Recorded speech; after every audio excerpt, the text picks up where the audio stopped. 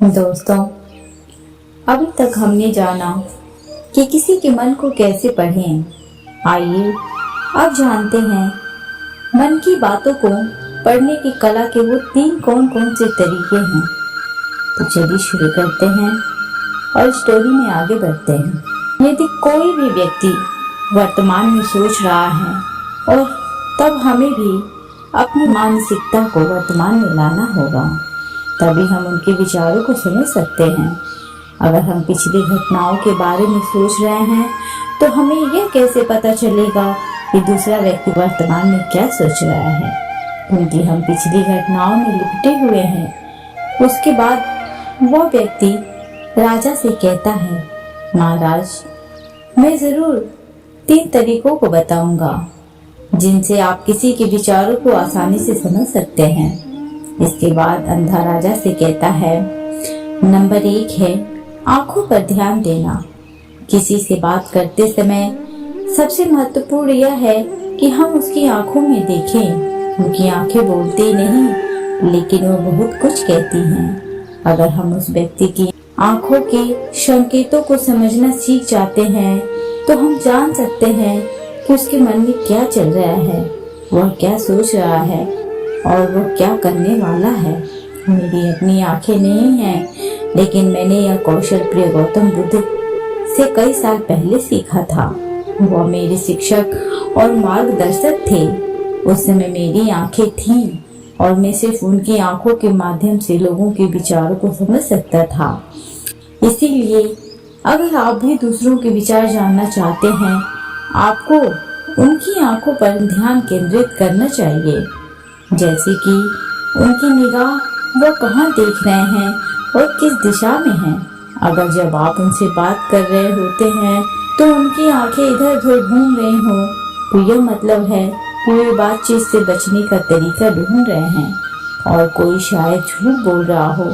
अगर व्यक्ति सीधे नजर टकरा रहा है तो यह मतलब है कि यह उसका डर है कि उसका झूठ प्रकट हो सकता है और लोग सच्चाई को जान लेंगे।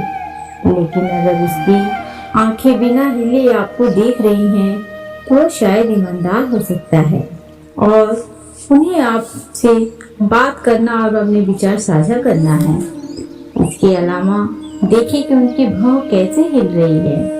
अगर वह दूसरी ओर देखते हुए उनकी भौहें नीचे हो जाती हैं तो वह शायद कुछ सोच रहे हैं या किसी अन्य चीज के बारे में चिंतित हैं। और उनकी भौहें ऊपर जाती हैं और उनकी आंखें बड़ी हो जाती हैं तो वो आश्चर्य या जिज्ञासु हो सकते हैं, जिन्हें आपके विचारों के बारे में यहाँ तक कि देखें कि उनकी पूंजी इतनी बड़ी या छोटी है। पूंजी आंख का काला हिस्सा होता है। पूंजी बड़ी होती है तो इसका यह मतलब है कि वो आपको पसंद करते हैं या आपके कहे को पसंद कर रहे हैं। वो उत्साहित या खुश हैं। अगर पूंजी छोटी होती है तो यह मतलब है कि वह आपको पसंद नहीं करते या आपके कहे को पसंद नहीं कर रहे हैं। वह असहज या गुस्से में है। इसके अलावा देखें कि उनकी आंखों की सफेदी कितनी लाल है या कितनी सफेद है। आंख का सफेद हिस्सा स्क्लेरा कहलाता है। अगर स्क्लेरा लाल होती है तो यह मतलब है वह थके हुए, तंत्र या बीमार हो सकते हैं। वो आपसे बात करना नहीं चाहते होंगे। मैं एक बात याद करता हूँ, जब मैं एक थके हुए व्यक्ति से मिला था जो यात्रा कर रहा था। हम जब बात कर रहे थे तो उसकी आंखें बहुत घूमती रहती थी, मुझे कभी देखती नहीं। इससे दिखाई देता था कि उसको चिंता थी और वो जल्दी जाना चाहता था। मुझे लगा कि वो कुछ छुपा रहा हो सकता है और मेरे साथ बात करना नहीं चाहता था। इसलिए मैंने उससे और सवाल पूछे बिना पता लगाया कि उसकी एक गुप्त योजना थी। इसी तरह अन्य भी चेहरे की भावनाओं या व्यक्तिगत व्यवहार होते हैं जो हमें आसानी से व्यक्ति के विचार समझने में मदद कर सकते हैं। कभी कभी व्यक्ति अपने चेहरे के माध्यम से विभिन्न व्यवहार दिखाता है।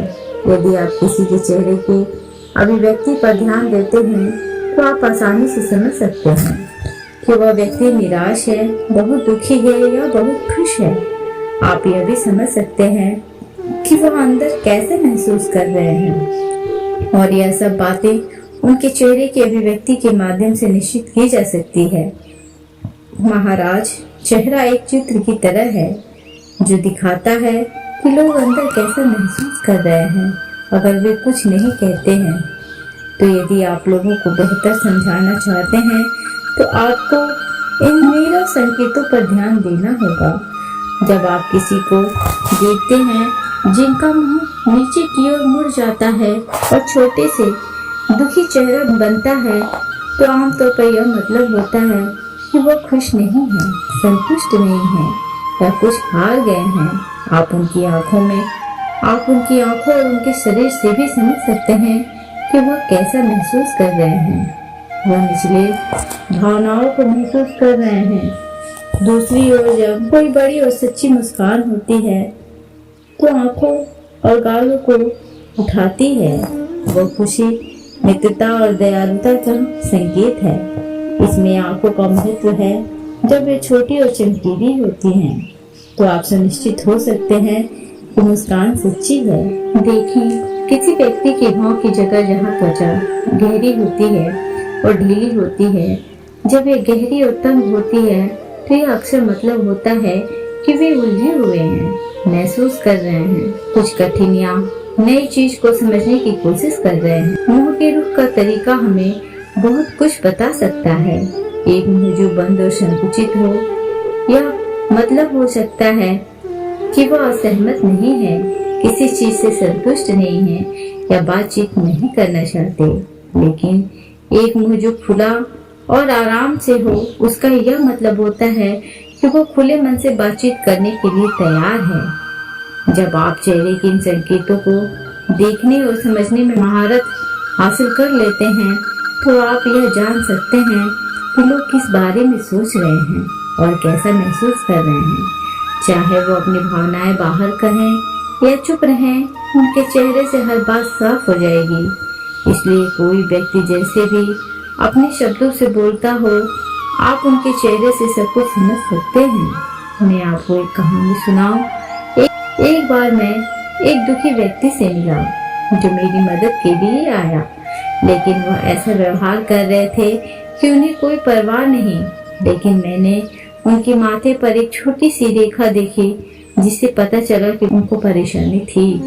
मैंने उनसे कहा कि मुझे अपनी समस्या बताएं और उन्होंने बता दी। इसके बाद उनको अच्छा लगा और मैंने उनकी मदद की। एक सच्ची मुस्कान आंखों को भी खुश बनाती है।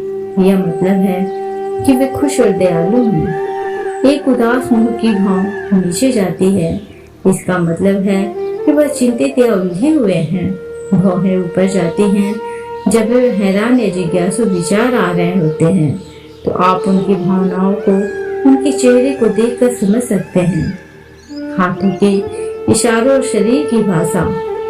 आगे बढ़ते हुए व्यक्ति ने राजा से तीसरा मेथड के बारे में बताते हुए कहा, महाराज, एक और भाषा भी है और वह है हाथों के इशारों और शरीर की भाषा की। किसी के विचारों को समझने के लिए हमें हाथों के इशारे और शरीर की भाषा को समझना चाहिए। जब कोई व्यक्ति बातचीत करता है तो आपने देखा होगा कि वो अपने हाथों को हर समय हिलाता रहता है, इशारे करता है। शब्दों के अलावा उसकी शरीर की भाषा भी बड़ी भूमिका निभाती है। वह क्या सोच रहा है यह स्पष्ट करने में महाराज शरीर और हाथ बिना शब्दों के बहुत कुछ कह सकते हैं। यह शब्दों की तरह बातचीत का एक गुप्त तरीका है जहां आप देख सकते हैं कि लोग क्या चाहते हैं और कैसे महसूस कर रहे हैं। वे छोटी छोटी चीजों से जो वे करते हैं, किसी को ध्यान से देखें। जब वो आपसे बात करते समय अपनी उंगलियां तेजी से टैप करता है। जब उंगलियां किसी चीज पर तेजी से आवाज करती हैं तो यह मतलब हो सकता है कि वो बोर हो रहे हैं, जल्दी में हैं या बातचीत जल्दी समाप्त करना चाहते हैं।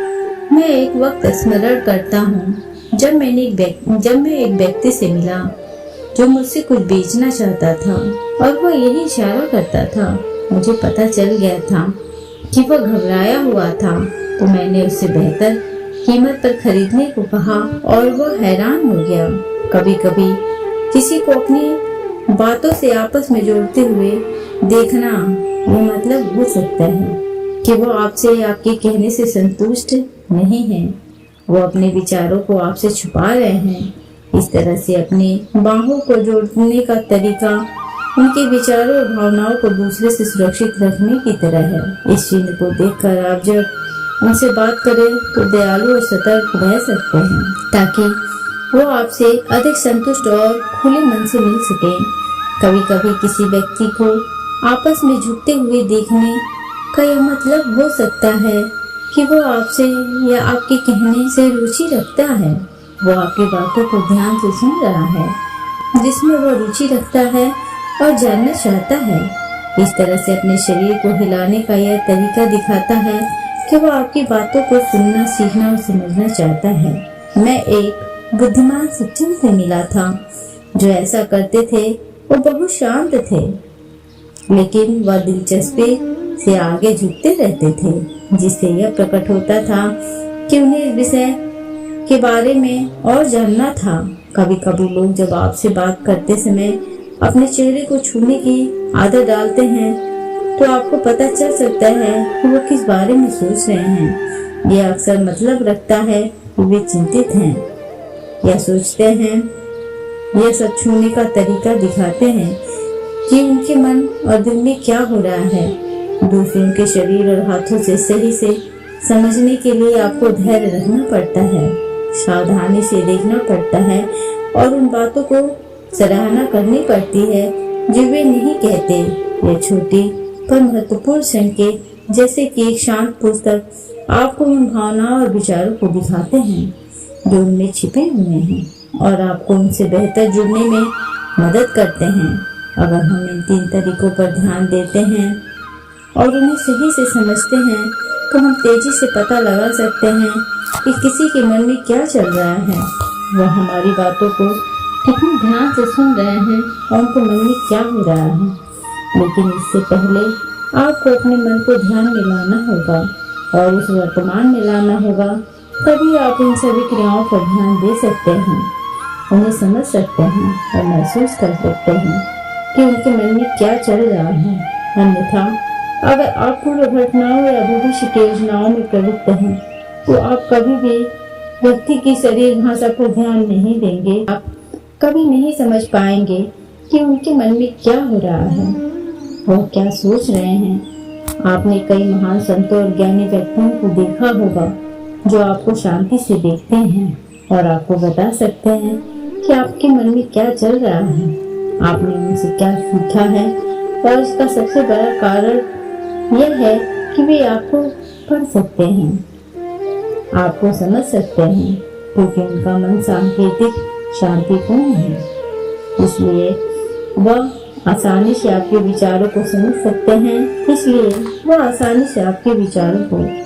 सकते हैं।